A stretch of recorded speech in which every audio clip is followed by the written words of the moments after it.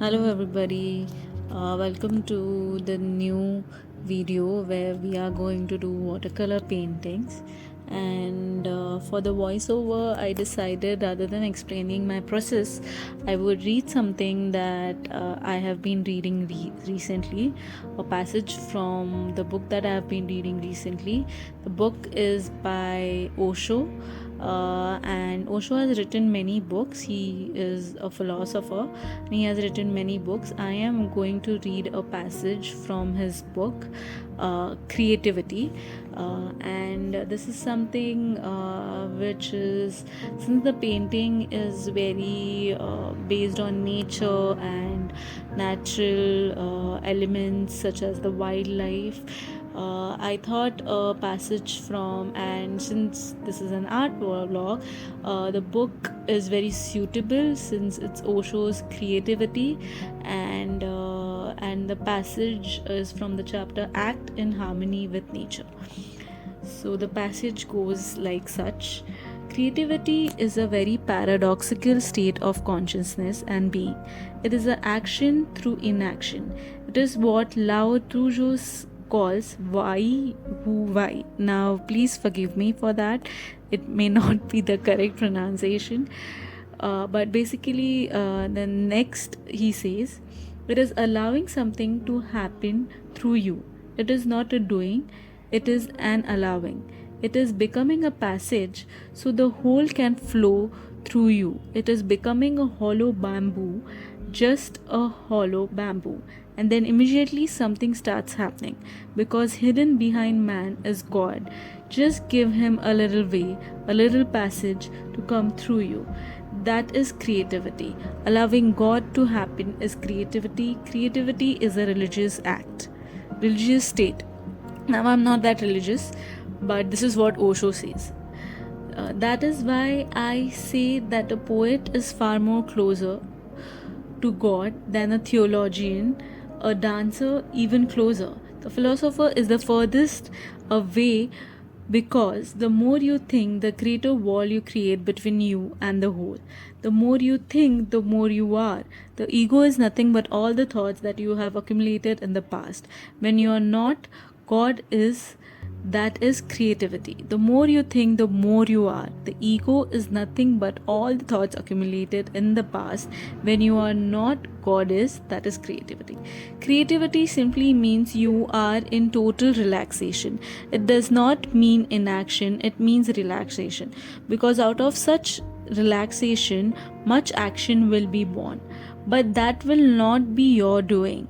You will be just a vehicle. A song will start coming through you. You are not the creator of it. It comes from beyond. It always comes from the beyond. When you create it, it is just ordinary, mundane. When it comes through you, it has super beauty.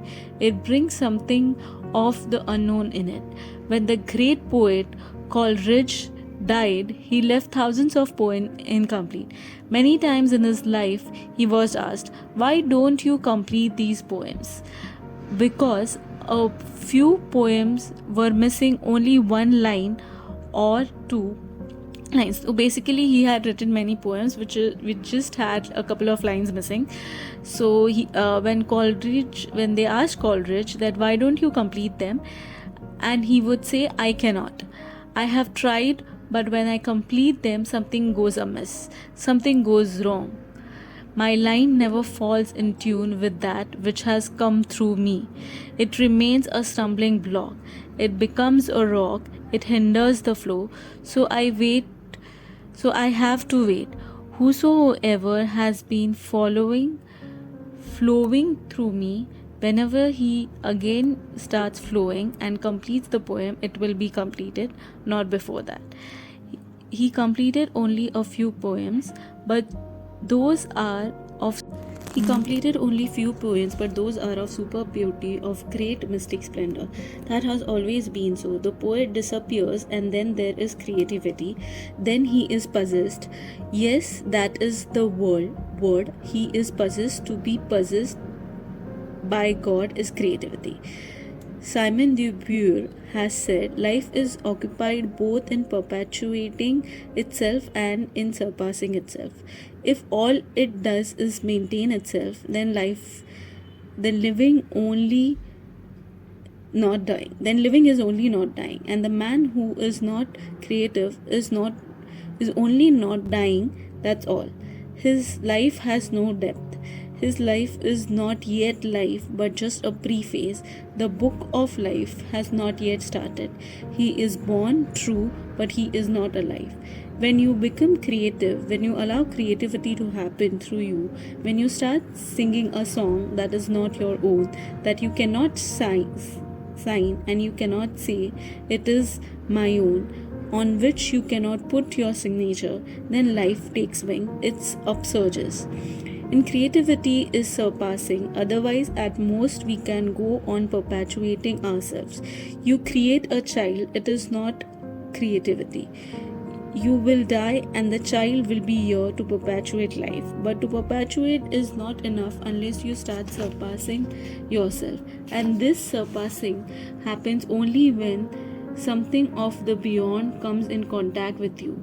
That is the point of transcendence, surpassing. And in surpassing, miracle happens. You are not, and yet for the first time you are. The essence of wisdom is to act in harmony with nature. That is the message of all the great mystics. Lao Tzu, Buddha, Bahudin, Sosan, Sanai, to act in harmony with nature. Animals act consciously in harmony with nature. Man has to act consciously in harmony with nature because man has consciousness. Man can choose not to act in harmony, hence the great responsibility. Man has responsibility. Only man has responsibility. That is his grandeur. No other animal is responsible. He simply acts in harmony. There is no way of going astray. Animal cannot go astray. He is not yet able to go astray. There is no consciousness yet. He functions as you function in deep sleep. In deep sleep, you also fall in harmony with nature. That is why deep sleep is so rejuvenating, so relaxing. Just a few minutes of deep sleep, and you are fresh and young again. All the dust that you had gathered, all the weariness and boredom disappear. You have connected the source. But that is an animal way to contact the source. Sleep is an animal way to contact the source. Animals are horizontal, man is vertical. When you want to go into sleep, you have to fall into horizontal position. Only in a horizontal position you can fall asleep. You cannot fall asleep standing. It will be very difficult. You have to go back again, millions of years back, just like an animal. You are horizontal, parallel to earth. Suddenly you start losing consciousness.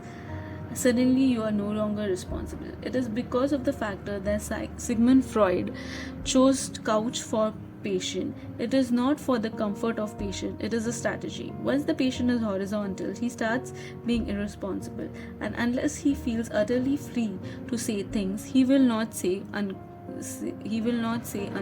things. If he remains responsible and vertical, he will be continuously judging whether to say a thing or not. He will be censoring. When he is lying horizontal on the couch, the psychoanalyst is hidden behind and you cannot see him. Suddenly he is again like an animal. He has no responsibility. He starts babbling things that he would never have said to anybody, to a stranger. He starts saying things that are deep in his unconscious. Those unconscious things start surfacing. It is a strategy, a Freudian strategy, to make the patient utterly helpless, like a child or like an animal. Once you don't feel responsible, you become natural. And psychotherapy has been of great help. It relaxes you. All that you have surfaces, and after surfacing, it evaporates. After going through psychoanalysis, you become less burdened. You become more natural. You are more in harmony with nature and with yourself. That is the meaning of being healthy. That is going back, that this is regression. It is going to the basement. There is another way to surpass, that is going to the attic, not the way of Sigmund Freud, but the way of Buddha. You can surpass yourself by being in contact consciously with nature. And this is the essence of freedom, to be in harmony with nature, with natural rhythm of universe. Whenever you are in harmony with nature, natural rhythms of the universe, you are a poet, you are a painter, you are a magician, you are a dancer. Try it. Sometime sitting by the side of a tree, fall in tune consciously, become one with nature, let boundaries dissolve, become this tree, become the grass, become the wind, and suddenly you will see something that has never happened to you before is happening. Your eyes are becoming psychedelic, trees are greener than they have ever been, and roses are rosier, everything seems to be luminous. Suddenly, you want to sing a song, not knowing from where it comes. Your feet are ready to dance. You can feel the dance murmuring inside your veins. You can hear the sound of music within the without. This is the state of creativity. This can be called the basic quality of it, being in harmony with nature, being in tune with life, with the universe. Lao Tzu has given it a beautiful name. Again, I don't know how to pronounce this correctly. It goes like view o view, action through inaction. That's the paradox of creativity. If you see a painter painting, certainly he is active, utterly active, madly active, he is all action. Or if you see a dancer dancing, he is all action. But still, deep down there is no actor or doer, there is only silence. Hence, I say creativity is a state of paradox. All beautiful states are paradoxical. The higher you go, the deeper you go into the paradox of reality. Supreme action with supreme relaxation. On the surface, great action is happening. In depth, nothing is happening, or only nothing is happening. Yielding to a power not your own, surrendering to a power that is beyond you, is creativity. Meditation is creativity, and when ego disappears, the wound in you disappears. You are healed, you are whole. The ego is a disease, and when ego disappears, you are no longer dormant. You start flowing. You start flowing with the immense flow of existence. Norbert Wiener has said, "You are not stuff that abides, but patterns that perpetuate themselves, whirlpools of water in an ever-flowing river." Then you are not an ego, but an event or a process of events. Then you are a process, not a thing. Consciousness is not a thing, it is a process, and we have made it a thing. The moment you call it I, it becomes a thing, defined, bounded, dormant, stagnant, and you start dying. Ego is your death, and the death of ego is the beginning of your real life. Real life is creativity.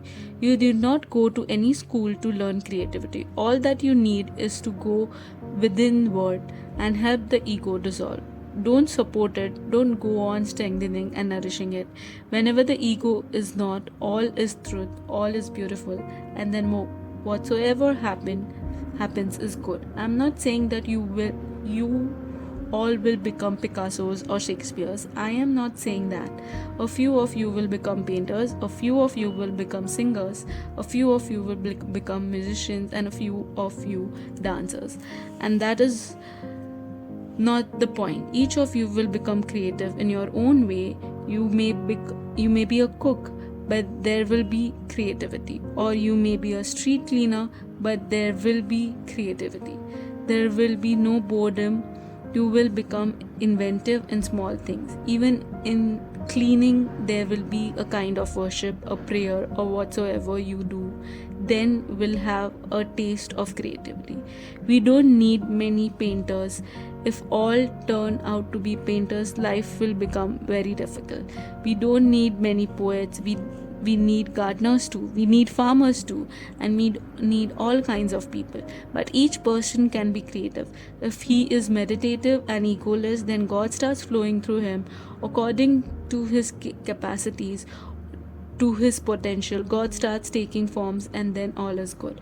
You need not become famous. A really creative person does not care a bit about being famous.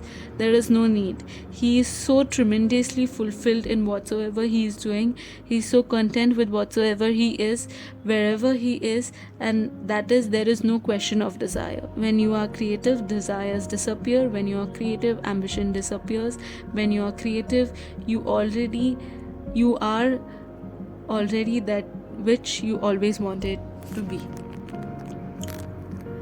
Now, this was the passage, and I hope you liked it, and I hope you liked watching the video. And this is not these thoughts of Osho's are not something that I completely agree with. This is just his thoughts, and some of them align with me, some of them don't. And you can also take what you want and take what doesn't agree with you. So I just wanted this to be more productive, and today I was tired, and today I didn't have many of my thoughts, so I decided I'll share some of Osho's thought. And this is something that I've been reading, and this is the last chapter that I read, and I knew it was really nice chapter, and I thought maybe I should share this with you. And so let me know what you liked about it, and see you in the next video. Bye.